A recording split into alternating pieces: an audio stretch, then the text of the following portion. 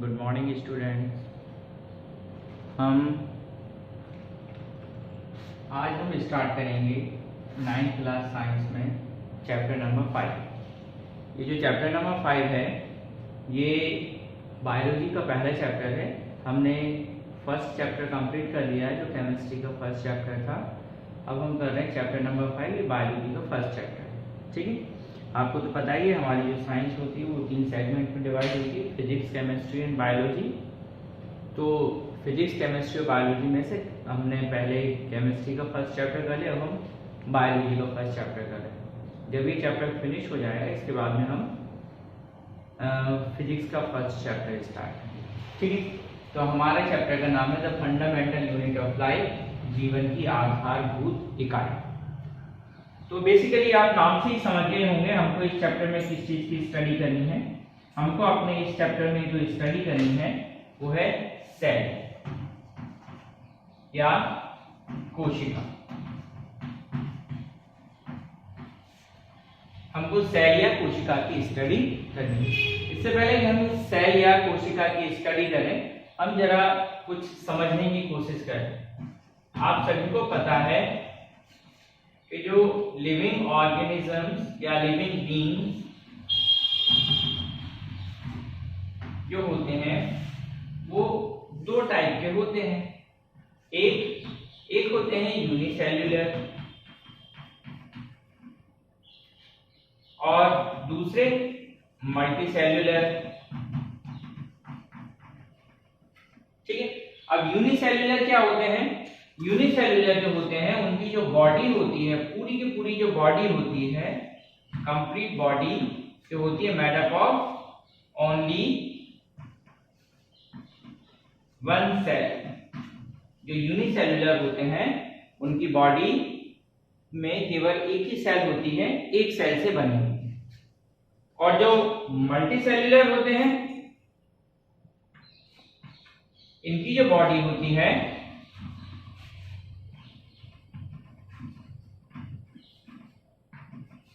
Made up of many cells. ठीक है, ये तो हम 8th क्लास तक पढ़ लेते हैं कि जितने भी लिविंग बीइंग्स हैं या जितने भी जीव हैं सभी जीव क्या होते हैं? 2 प्रकार के होते हैं। एक होते हैं एक कोशीय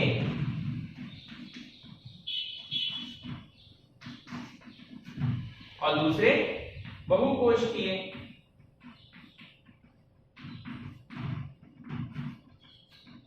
और जो एक कोशिकीय होते हैं उनका जो शरीर होता है वो एक कोशिका से बना होता है।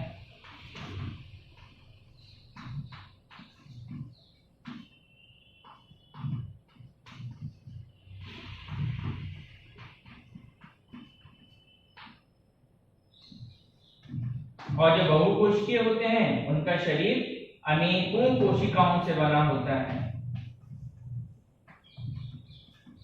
ठीक है, ये चीज हम 8th क्लास तक पढ़ लेते हैं। क्या पढ़ लेते हैं? हम ये पढ़ लेते हैं कि जितने भी जीव हैं या जो लिविंग बीइंग्स हैं वो 2 टाइप के होते हैं सेल के बेस पर। अगर उनका शरीर एक कोशिका से बना है तो उसको हम यूनिसेल्युलर कहते हैं, और अगर उनका जो शरीर है वो एक से ज्यादा कोशिकाओं से मिलकर बना हो तो उसको हम मल्टीसेल्युलर कहते हैं। हिंदी में क्या बोलेंगे? जितने भी जीव हैं अगर उनका शरीर एक कोशिका से बना है तो उसको हम एक कोशीय बोलते हैं, और अगर शरीर अनेक कोशिकाओं से मिलकर बना हुआ हो तो ऐसे जीव बहुकोशिकीय जीव कहलाते हैं। ठीक है, ये चीज हम पहले से ही जानते हैं। हमारा जो पार्ट है या हमारा जो चैप्टर है, इस चैप्टर में हमको पढ़ना है सेल के बारे में। किसके बारे में पढ़ना है? सेल के बारे में। तो आइए सबसे पहले हम बात करते हैं सेल की कि ये जो सेल शब्द है ये शब्द आया कहां से या किसने इस सेल को डिस्कवर किया, कोशिका को किसने खोजा। ठीक है, तो चलिए देखिए, एक साइंटिस्ट थे, उनका नाम था रॉबर्ट हुक। ठीक है, क्या नाम था उनका? आर हुक या रॉबर्ट हुक। बेसिकली एक ऑप्टिशियन थे, मीन्स जैसे चश्मा वगैरह बनाते हैं ना जो लोग, उनको ऑप्टिशियन बोलते। इन्होंने क्या किया, इन्होंने दो लेंसों को मिलाकर एक सिंपल माइक्रोस्कोप बनाया। और ये जो माइक्रोस्कोप इन्होंने बनाया था ये कोई बहुत ज्यादा वेल डिफाइंड माइक्रोस्कोप नहीं था, ना ही कुछ ऐसी चीज थी कि ये माइक्रोस्कोप ही बना रहे हैं। ये तो एक अचानक से होने वाली डिस्कवरी थी। एक दिन इन्होंने ऐसे ही दो लेंसों को मिलाकर और एक कोई माइक्रोस्कोप बनाया सिंपल सा, और उससे उन्होंने स्टडी की। किस चीज की स्टडी की? इन्होंने स्टडी की कॉर्क। ठीक है, अब ये कॉर्क क्या चीज होती है, पहले हम कॉर्क समझते हैं, बाद में हम आगे की बात करेंगे। तो देखिए क्या है, पुराने जमाने में क्या होता था कि जो कांच की बॉटल्स होती थी उनमें इस टाइप के कैप नहीं होते थे, जैसे आजकल हम कैप देखते हैं कि उनमें थ्रेड बना होता है, चूड़ियां होती है और हम उसको कस देते हैं ऊपर से। पहले क्या होता था, ये जो ग्लास बॉटल्स होती थी इसमें एक वुडन पीस इंसर्ट होता था इसके माउथ में। इसका जो मुंह होता था उसमें एक लकड़ी का टुकड़ा फंसा दिया जाता था, इससे ये बंद हो जाती थी बॉटल, कुछ इस टाइप का रहता था। ठीक है, आजकल ये कॉर्क देखने के कम मिलता है, लेकिन जो शैंपेन की जो बॉटल्स होती हैं उनको अभी भी कॉर्क के थ्रू ही टाइप किया जाता है। ठीक है, तो ये कॉर्क, मान लीजिए ये क्या है, ये है कॉर्क। तो रॉबर्ट हुक ने क्या किया, उन्होंने इस कॉर्क का छोटा सा टुकड़ा अपने जो उन्होंने माइक्रोस्कोप बनाया था उस माइक्रोस्कोप में उन्होंने इस कॉर्क के छोटे से टुकड़े की स्टडी की। जब उन्होंने इसकी स्टडी की तो उनको हनी हाइव जो होता है, मधुमक्खी का जो छत्ता होता है, उस टाइप के कुछ सेल्स, कुछ स्ट्रक्चर दिखाई दिया। क्या दिखाई दिया? कुछ ऐसा उनको स्ट्रक्चर दिखाई दिया, हेक्सागोनल स्ट्रक्चर उन्होंने देखा।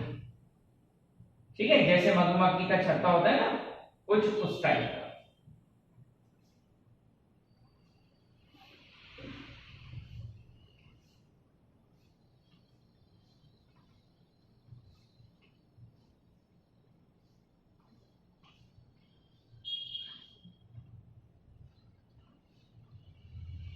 तो ये मैंने छोटा सा स्ट्रक्चर बनाया है। तो रॉबर्ट हुक को कुछ इसको जब इन्होंने माइक्रोस्कोप में इस कॉर्क के छोटे से हिस्से को देखा तो कुछ ऐसी संरचना उन्हें दिखाई दी। इस संरचना को उन्होंने जो नाम दिया उन्होंने सेल। ठीक है, तो आप समझे सेल शब्द कहां से आया या सेल वर्ड कहां से आया? ये जो सेल वर्ड आया है, ये जो शब्द आया है, ये शब्द आया है इस कॉर्क का अध्ययन जो रॉबर्ट हुक ने किया था। कब किया था? 1665 में। ठीक है, अभी जो सेल है, अगर हम इसका लिटरल मीनिंग जानना चाहें तो हमारी बुक में लिखा हुआ है, सेल एक लैटिन वर्ड है और इसका मतलब होता है, सेल का मतलब क्या होता है? सेल का मतलब होता है a small tomb। ठीक है, एक छोटा सा कमरा। तो सेल का लिटरल मीनिंग लैटिन भाषा में स्मॉल रूम होता है। ठीक है, चलिए अब रॉबर्ट हुक ने क्या बनाया, याद रखिए रॉबर्ट हुक ने 1665 में एक सिंपल माइक्रोस्कोप बनाया था। ठीक है, इससे पहले किसी ने भी माइक्रोस्कोप नहीं बनाया था और उन्होंने अपने माइक्रोस्कोप से किसकी स्टडी की? कॉर्क की। ठीक है, कॉर्क। अब ये कॉर्क क्या होता है? असल में जो कॉर्क होता है वो जो प्लांट बार्क होते हैं, बार्क मतलब छाल, जो छाल होती है पौधे की, उस छाल से बनाया जाता है कॉर्क। तो इससे क्या पता पड़ा? इससे ये पता पड़ा कि एक्चुअली वास्तव में जो उन्होंने देखी थी सेल्स, वो प्लांट का ही पार्ट उन्होंने देखा था। जो उन्होंने सेल देखी थी वो क्या देखी थी? जो प्लांट का पार्ट होता है उसी पार्ट को उन्होंने माइक्रोस्कोप में स्टडी किया था। चलिए, ये बात तो यही खत्म हो जाती है। अब इनके बाद में एक साइंटिस्ट आते हैं, उनका नाम है A.V. ल्यूवेनहॉक। ठीक है, थोड़ा अच्छा सा नाम है, A.V. ल्यूवेनहॉक।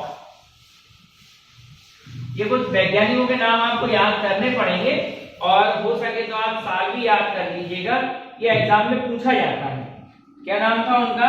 उनका नाम था A.V.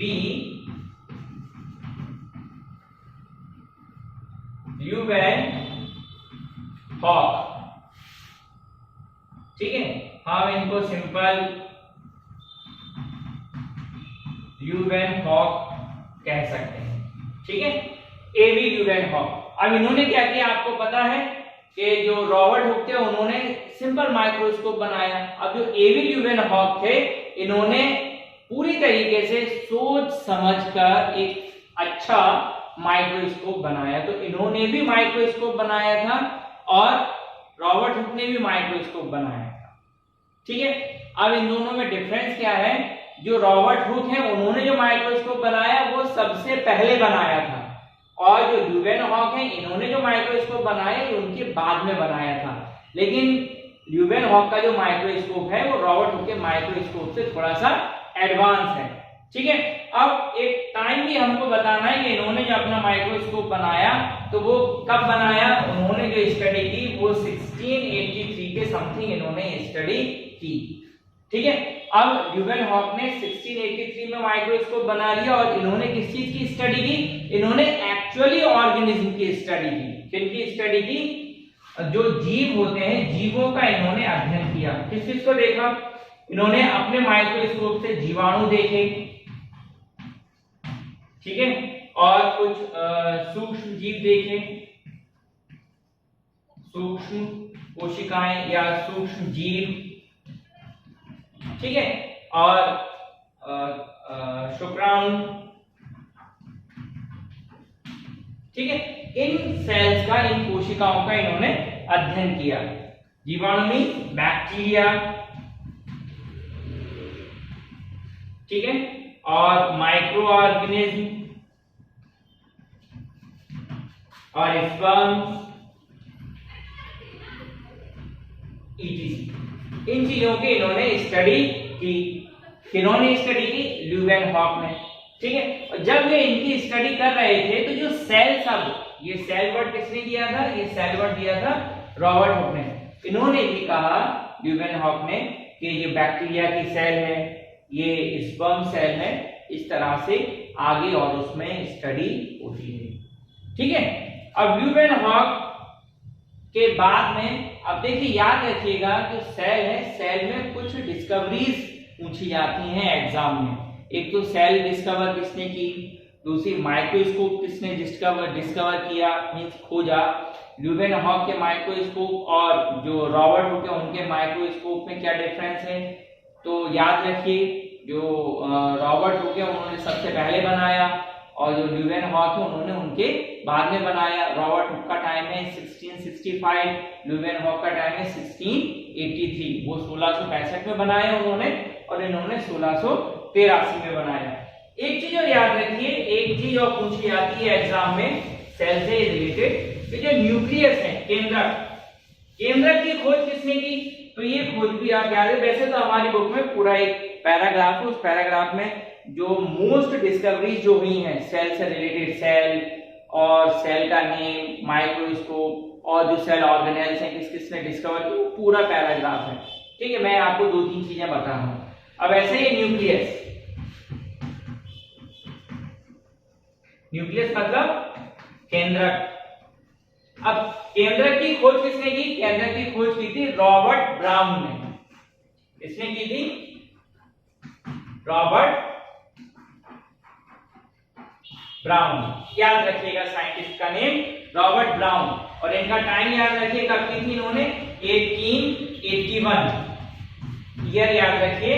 1881 में इन्होंने इसको डिस्कवर किया था। किसको डिस्कवर किया था, न्यूक्लियस को। और किसके थ्रू डिस्कवर किया, माइक्रोस्कोप के जरिए उन्होंने इसको डिस्कवर किया था, ठीक है। तो तीन चीजें याद रखिए। पहली चीज याद रखिए रॉबर्ट हुक ने सेल वर्ड दिया, एक चीज। दूसरी चीज रॉबर्ट हुक ने सबसे पहले माइक्रोस्कोप बनाया, ठीक है। तीसरी चीज रॉबर्ट हुक ने ही सबसे पहले प्लांट सेल्स को माइक्रोस्कोप में देखा था। प्लांट सेल्स को डायरेक्ट नहीं देखा था, किस में देखा था, कॉर्क में। ल्यूवेन हॉक के बारे में याद रखिए, उन्होंने दूसरे नंबर पर अच्छा माइक्रोस्कोप बनाया। ये जो माइक्रोस्कोप था ल्यूवेन हॉक का, वो रॉबर्ट हुक के माइक्रोस्कोप से थोड़ा सा, या हम कहें बहुत ज्यादा एडवांस था। और न्यूक्लियस की डिस्कवरी किसने की? न्यूक्लियस की डिस्कवरी की थी 1881 के समथिंग रॉबर्ट ब्राउन ने। ठीक है, अभी ऐसे बहुत सारे साइंटिस्टों के नाम हमको याद रखने हैं और टाइम भी याद रखना है। ठीक है, अब जब हमको ये पता पड़ गया कि सेल जो होती है ये क्या थी? ये प्लांट का पार्ट। ठीक है, बाल मीन छाल, छाल प्लांट का पार्ट होती है। तो जो रॉबर्ट हुक थे उन्होंने किसको देखा था? उन्होंने यही सेल को देखा। ठीक है, अब ये जो सेल जो थी ये आगे जाके और ज्यादा बायोलॉजी का पार्ट बनी और आज भी हम किस वर्ड का यूज करते हैं? सेल का ही यूज करते हैं। इसी सेल से पता पड़ा हमको कि जो ऑर्गेनिज्म है, जो लिविंग बीइंग्स है, जितने भी जीव जंतु इस धरती पर हैं, वे सारे के सारे या तो एक कोशिका से बने हैं या फिर बहुत सारी कोशिकाओं से बने हैं। या तो वो सिंगल सेल एनिमल्स हैं, ऑर्गेनिजम्स हैं, या फिर वो मल्टी सेल्यूलर ऑर्गेनिजम्स हैं।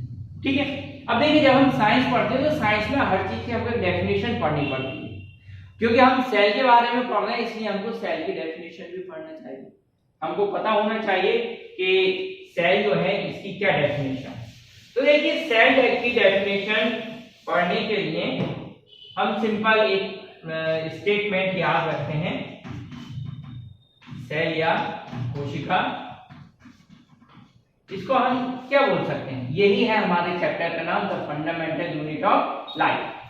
क्या होती है? सेल, जीवन की आधारभूत इकाई। क्या होती है? कोशिका। ठीक है, लेकिन दो साइंटिस्ट थे, एक का नाम था सिलिडेन, ठीक है, और दूसरे जो साइंटिस्ट हैं उनका नाम है शॉन। ठीक है, सिलिडेन और शॉन या शॉन, ये दो वैज्ञानिक हैं। कौन कौन से वैज्ञानिक हैं? पहले वैज्ञानिक का नाम क्या है? सिलिडेन, और दूसरे वैज्ञानिक का नाम क्या है? शॉन। अब सिलिडेन और शॉन ने क्या किया? सिलिडेन और शॉन ने एक थ्योरी दी। इस थ्योरी को क्या बोलते हैं? Cell theory. सिलिडेन और शॉन ने सॉरी एक थ्योरी दी और इस थ्योरी को किस नाम से जाना जाता है? Cell theory. अब देखिए जो सिलिडेन है इन्होंने जो सेल थ्योरी दी वो दी थी 1838। एक साल बाद शॉन ने भी कुछ डिस्कवरीज की और 1839, बस एक साल का डिफरेंस है दोनों में, आप याद रखेंगे तो बहुत आसानी से याद हो जाएगा। सिलिडेन 1838 और शॉन 1839। सिलिडेन 1838 और शॉन 1839। ठीक है, इन दोनों वैज्ञानिकों ने एक साथ एक सिद्धांत दिया। इस सिद्धांत को किस नाम से जानते हैं? इस सिद्धांत को जानते हैं हम सेल थ्योरी के नाम से। क्या है? कोशिका सिद्धांत। ठीक है, अब एग्जाम में क्वेश्चन पूछा जा सकता है आपसे कि सेल थ्योरी गिवन बाय, तो नाम याद रखिएगा, सिलिडेन एंड शॉन। कोशिका सिद्धांत किसने दिया? सिलिडेन ने और शॉन ने दिया। टाइम क्या लिखेंगे? सिलिडेन के लिए याद रखेंगे आप 1838 और शॉन के लिए याद रखेंगे आप 1839। ठीक है, अब सेल सिद्धांत या कोशिका सिद्धांत या सेल थ्योरी क्या है तो इसको याद है। तो बहुत छोटी सी डेफिनेशन है, असल में जो सेल की डेफिनेशन है वो यही थ्योरी है। ठीक है, अब क्या है? According to cell theory,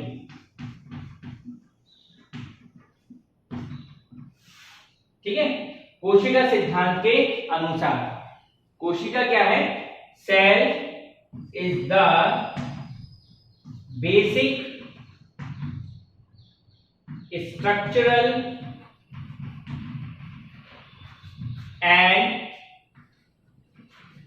functional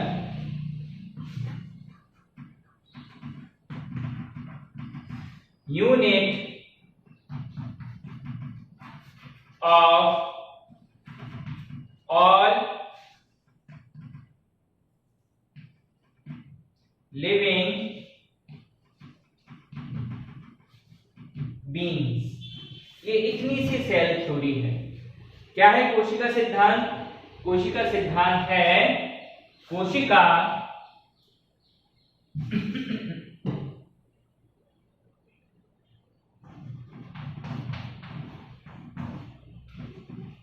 कोशिका सभी जीवों की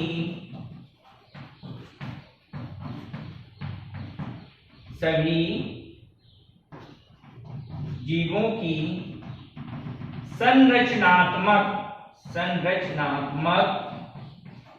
एवं कार्यात्मक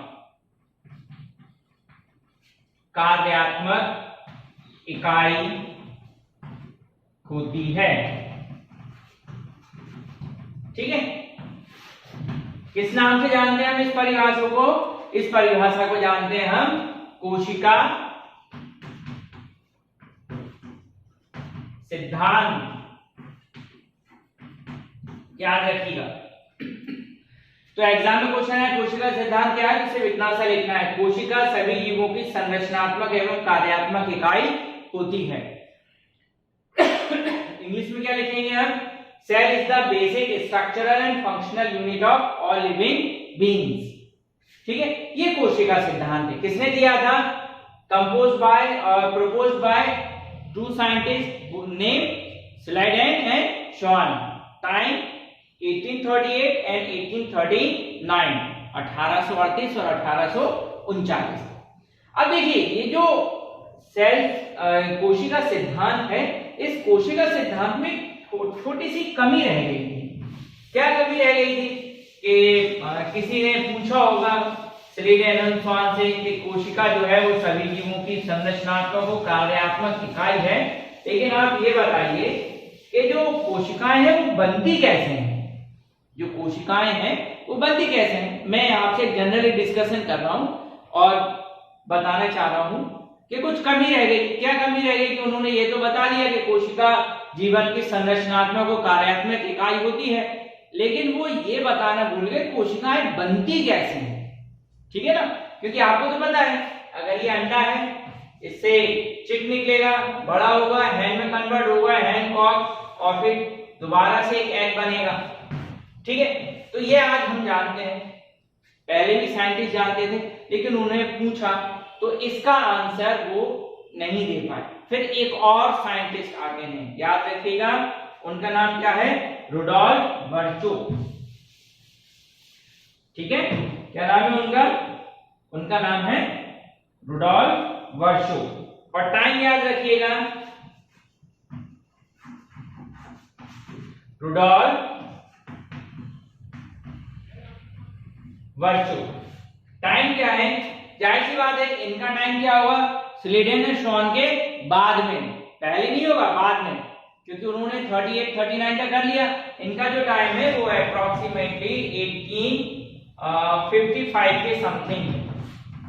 ठीक है, 1855 के समथिंग रुडोल्फ वर्चो ने एक कॉन्सेप्ट दिया। अब इनका कॉन्सेप्ट क्या था? इन्होंने ये बताया कि कोशिकाएं बनती कैसे हैं, जो सेल्स है वो सेल्स बनी कैसे, या किस तरह सेल्स बनी। ठीक है, तो इन्होंने एक वर्ड दिया था, इन्होंने दिया था omnis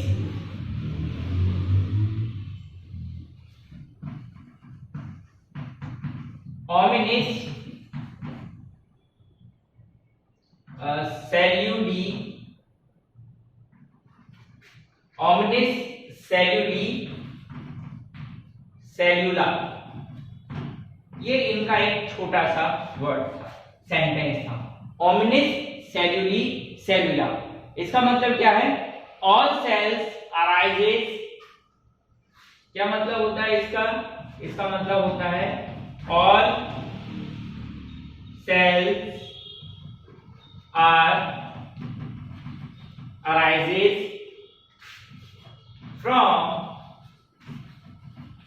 pre-existing cells. All cells arises from pre-existing cells. ठीक है, अब हिंदी में क्या बोलेंगे हम? तो देखिए, हम बात कर रहे हैं कोशिका किस तरह बनती हैं। तो एक वैज्ञानिक है, उनका नाम है रुडोल्फ वर्चो और टाइम है उनका 1855। उन्होंने एक छोटा सा वाक्य दिया। ठीक है, ये वाक्य क्या है? इस वाक्य को बोलते हैं हम ओमिनिस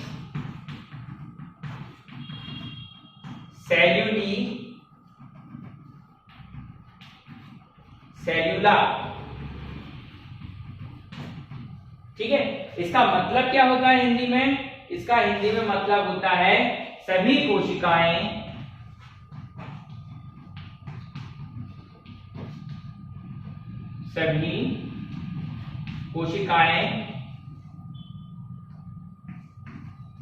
पूर्व स्थित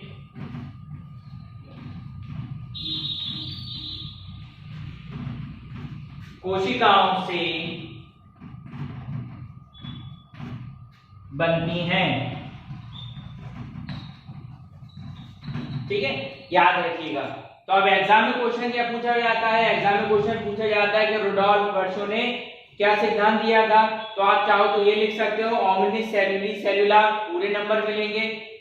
इंग्लिश में या हिंदी में ये लिख सकते हो ओमनिस सेलुलि सेलुला, या फिर आप ये लिख सकते हो all cells are arises from pre existing cells, सभी कोशिकाएं पूर्व स्थित कोशिकाओं से ही बनती हैं। ठीक है, अब 3 साइंटिस्ट हो गए हमारे पास। कौन कौन से? एक हो गए स्लाइडेन, दूसरे हो गए शॉन और तीसरे हो गए रुडोल्फ वर्शो। अब इन तीनों साइंटिस्टों के जो कॉन्सेप्ट है उन कॉन्सेप्ट को मिलाकर एक न्यू कॉन्सेप्ट दिया गया है, उसको बोलते हैं मॉडर्न सेल थ्योरी। क्या बोलते हैं? Modern cell theory. अब ये मॉडर्न सेल थ्योरी क्या है? ठीक है, तो क्या बोलते हैं? मॉडर्न सेल थ्योरी मीन्स आधुनिक कोशिका सिद्धांत। ये बहुत इंपॉर्टेंट क्वेश्चन है, एग्जाम में पूछा जाता है कि write down the important features of modern cell theory या आधुनिक कोशिका सिद्धांत के प्रमुख अभिप्राय लिखिए। तो केवल 4 हैं, ज्यादा नहीं है, शॉर्ट में लिखूंगा मैं, आप लोग जैसा मैं बताते जा रहा हूं उसको नोट करते चलिए। ठीक है, चलिए। तो सबसे पहला, अब देखिए ध्यान रखिए, ये जो कॉन्सेप्ट है ये किसी मॉडर्न साइंटिस्ट का अपना कॉन्सेप्ट नहीं है। ये जो सिद्धांत है, ये सिद्धांत तीनों वैज्ञानिकों के सिद्धांतों को आपस में मिलाकर बनाया गया है। ठीक है, थोड़ा सा और एडवांस फॉर्म हम उसको बोल सकते हैं। तो पहली चीज याद रखिए कि ये जो सिद्धांत है, ये सिद्धांत क्या कहता है? इसका जो पहला पॉइंट है, वो पहला पॉइंट ये कहता है कि all organisms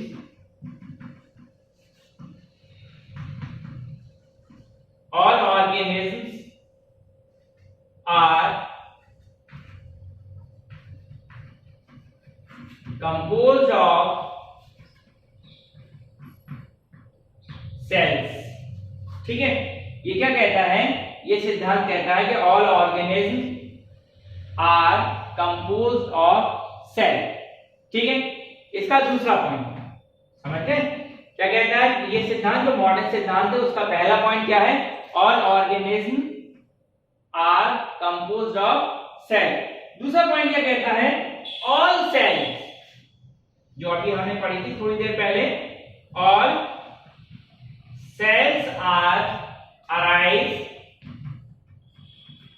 all cells are arise from pre existing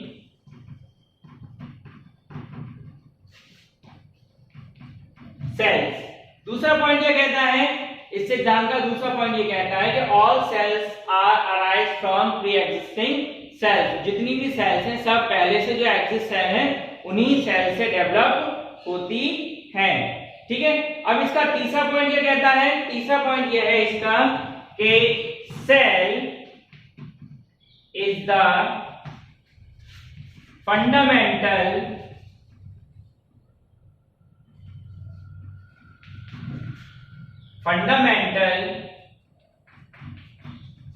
unit of life. कोशिका क्या होती है? कोशिका जो है सेल क्या है? सेल फंडामेंटल यूनिट है लाइफ की। फंडामेंटल में दोनों चीजें इंक्लूड कर लेते हैं हम। क्या क्या? फंडामेंटल का मतलब होता है स्ट्रक्चरल एंड फंक्शनल। ठीक है, याद रखिएगा, फंडामेंटल मतलब स्ट्रक्चरल एंड फंक्शनल। और इसका चौथा पॉइंट क्या होता है, यहां लिख देता हूं चौथा पॉइंट। चौथा पॉइंट क्या है, चौथा पॉइंट ये कहता है कि all cells are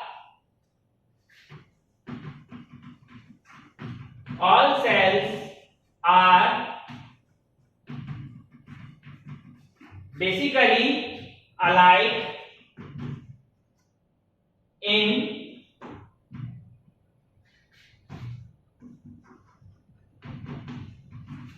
chemical composition and metabolic process। ठीक है, तो ये 4 पॉइंट बनते हैं हमारे किसके, मॉडर्न सेल थ्योरी के। आप ये चारों पॉइंट नोट कर लीजिए और अपनी नोटबुक में लिख लीजिए। ठीक है, मॉडर्न सेल थ्योरी की ये 4 बहुत इंपॉर्टेंट पॉइंट है। पहला पॉइंट क्या है, all organisms are composed of cell. दूसरा है all cells are arised from pre existing cells. तीसरा पॉइंट है cell is the fundamental unit of life. Fundamental means structural and functional unit of life. और चौथा point क्या है, all cells are basically alike in chemical composition and metabolic processes.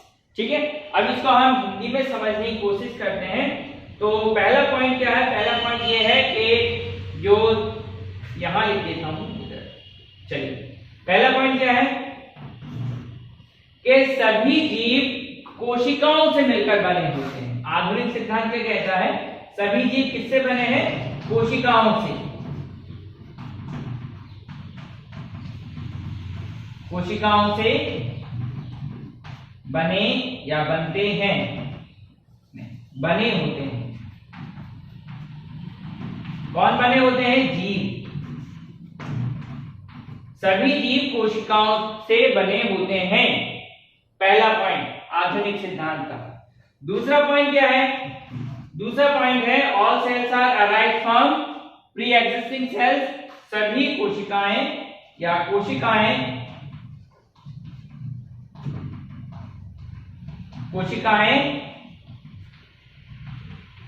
पहले से स्थित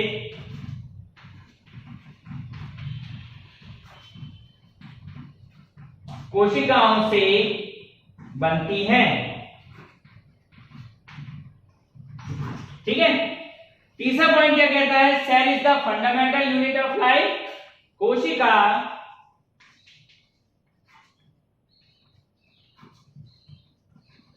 जीवन की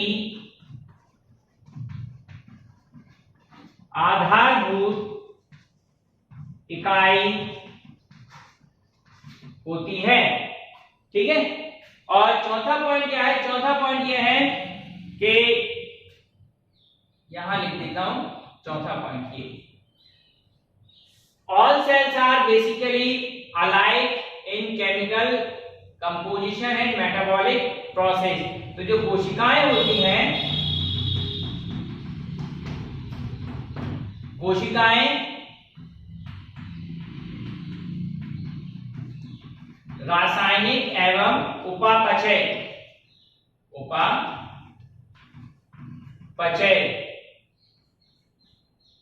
आधार पर भिन्न होती हैं।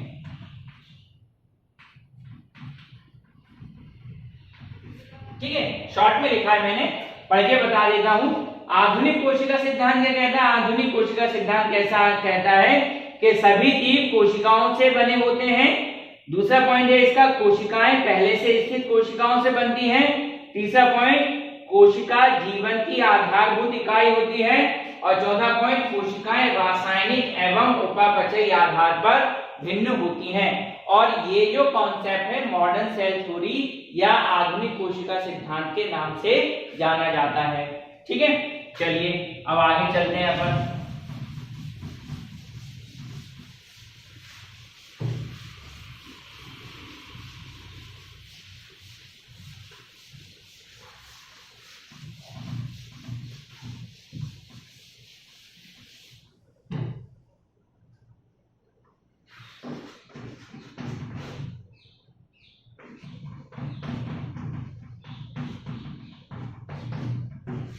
चलिए अब कोशिका के आकार तथा आमाप मीन शेप एंड साइज इसकी बात कर रहे हैं। तो देखिए जो कोशिकाएं हैं वो किसी भी आकार की हो सकती है। जैसे कुछ मैं आपको कोशिकाएं के चित्र बना के बताता हूं। जैसे ये अंडे की कोशिका है, आप लोगों ने अंडा देखा होगा, ठीक है। तो ये अंड कोशिका है। बाजार में आप देख सकते हैं अंडे सफेद रंग के होते हैं, एग। अंडे की कोशिका ऐसी दिखती है। इसी तरह ठीक है, इसी तरह कुछ कोशिकाएं होती हैं स्मूथ मसल्स,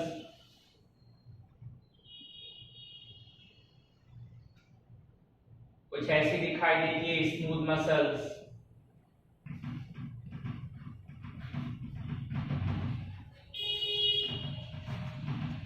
ठीक है, इसी तरह जो तंत्रिका कोशिका है नर्व सेल,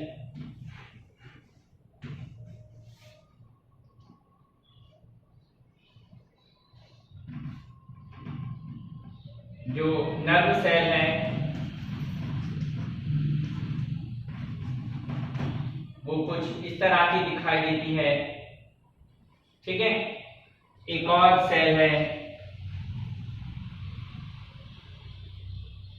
क्लेमाइडोमोनास, जो उसकी कोशिका है कुछ ऐसी दिखाई देती है।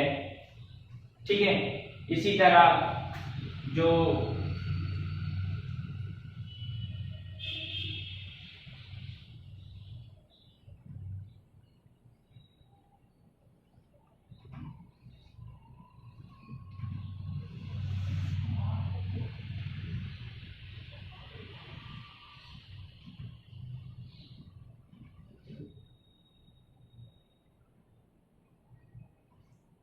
स्पर्म सेल्स होती हैं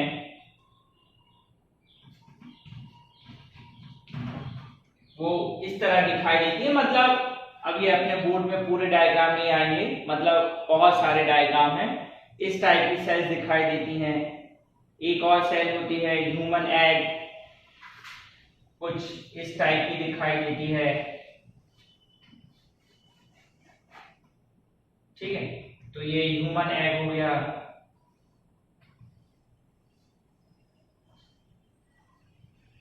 ठीक है, एक और सेल आपकी बुक में बनी हुई है कुछ इस टाइप की।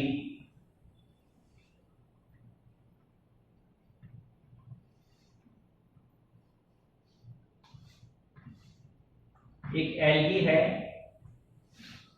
ठीक है, ये देखने में लगता है कि ये बहुत सारी सेल से मिलकर बनी होगी, लेकिन ये सिंगल सेल है। एसिटाबुलेरिया, क्या नाम है इसका? एसिटाबुलेरिया। ठीक है, तो ये एसिटाबुलेरिया है। और भी बहुत सारी सेल्स होती है। तो आपने देखा सभी सेल के जो शेप हैं वो कहते हैं डिफरेंट टाइप की सेल्स होती हैं। सेल के जो शेप होते हैं वो डिफरेंट हो सकते हैं। और भी बहुत सारी टाइप की सेल्स होती हैं। जब आप आगे हाई क्लासेस में स्टडी करेंगे तो आपको पता पड़ेगा सेल्स केवल ये 4-5 टाइप की जो मैंने बोर्ड पे ड्रॉ की हैं ये नहीं है, ये बहुत सारी अलग अलग टाइप की होती हैं। हिंदी में क्या बोलेंगे?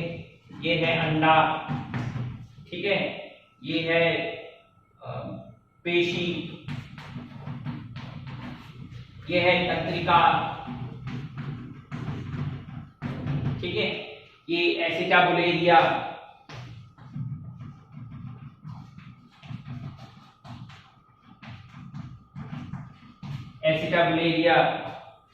ये शुक्राणु,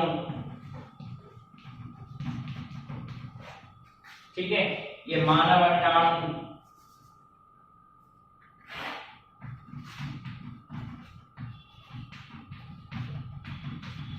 ठीक है। तो ये कुछ कोशिकाएं मैंने बोर्ड पे ड्रॉ की थी, बनाई थी आपको बताने के लिए कि कोशिकाओं का जो आकार है वो कुछ भी हो सकता है। ठीक है। तो कोशिकाएं आकार में कभी भी समान नहीं होती, याद रखिए, कोशिकाएं आकार में समान नहीं होती, ठीक है। क्रॉस मतलब नहीं होती, कभी भी कोशिकाएं शेप में इक्वल या एक जैसी नहीं होती। अब जब आपको दिख रहा है कोशिकाओं का आकार समान नहीं है तो क्या इनका साइज समान होगा? देखो ये कैसा है, इसका साइज, इसका शेप कैसा है, इसका शेप कैसा है, इसका शेप, ये 4-5 जो सेल्स मैंने बनाए हैं इनमें आप इनके साइज भी देख सकते हो। जब इनका शेप सेम नहीं है तो क्या साइज सेम होगा? अगर आप सोच रहे हैं कि ये साइज में भी डिफरेंट होती है तो बिल्कुल सही सोच रहे हैं, ये साइज में भी डिफरेंट होती हैं, डिफरेंट इन साइज, इनका साइज भी अलग अलग होता है। कुछ कोशिका बहुत बड़ी होती हैं, जैसे ऑस्ट्रिच, आप जानते होंगे एक बर्ड है उसका नाम है ऑस्ट्रिच, ठीक है। हिंदी में क्या बोलते हैं उसको? शुतुरमुर्ग। शुतुरमुर्ग, शुतुरमुर्ग का अंडा इस धरती पे मिलने वाली सभी कोशिकाओं में सबसे बड़ी कोशिका होती है। ये इतनी बड़ी कोशिका होती है कि इसको हम अपनी नग्न आंखों से देख सकते हैं, बिना माइक्रोस्कोप के ही दिख जाती है। और ये कितनी बड़ी होती है आप इसका अंदाजा इसी से लगा सकते हैं कि शुतुरमुर्ग का अंडा जो होता है इसका डायमीटर जो होता है वो 18 सेंटीमीटर होता है, 18 सेंटीमीटर का व्यास होता है। तो बहुत बड़ा अंडा होता है, ये एक ही कोशिका है, ठीक है। और जो ह्यूमन स्पर्म होता है, मानव शुक्राणु जो होता है, वो मनुष्य की सबसे छोटी कोशिका होती है। और धरती पर पाए जाने वाली सभी कोशिकाओं में सबसे छोटी कोशिका जो है वो है पीपीएलओ, ठीक है, प्लूरो निमोनिया लाइक ऑर्गेनिज्म जो है, ये कोशिका सबसे छोटी कोशिका होती है। इससे छोटी कोशिका अभी तक ज्ञात नहीं की गई है, कभी इससे छोटी कोशिका ज्ञात हो जाएगी उसके बारे में भी पढ़ लेंगे। अभी तक ज्ञात कोशिकाओं में सबसे छोटी कोशिका है पीपीएल। तो इनका साइज भी अलग अलग होता है। जो मनुष्य में जो तंत्रिका कोशिका होती है ये इसकी लंबाई 100 सेंटीमीटर तक हो सकती है, ठीक है। ये एक ही कोशिका है, 100 सेंटीमीटर, 1 मीटर लंबी कोशिका। आप सोचिए साइज कितना है, ये 18 सेंटीमीटर डायमीटर है, इसकी लेंथ 100 सेंटीमीटर है। ये जो एसिटाबुलेरिया है ये लगभग 10 सेंटीमीटर लंबी कोशिका होती है, एक ही कोशिका है, ठीक है। तो ये डिफरेंट साइज की भी कोशिकाएं होती हैं। तो हमको क्या पता पड़ा? हमको पता पड़ा कि कोशिकाओं का साइज भी अलग होता है और शेप भी अलग होता है। आज हम इतना ही रखते हैं, कल से मेरा मतलब है जो नेक्स्ट लेक्चर होगा उस लेक्चर में हम सेल को और आगे स्टडी करेंगे। आज बस इतना ही रखेंगे, जो आपको बताया है मैंने उसको आप नोट करते रहिए, अपनी नोटबुक में लिखते रहिए। Thank you.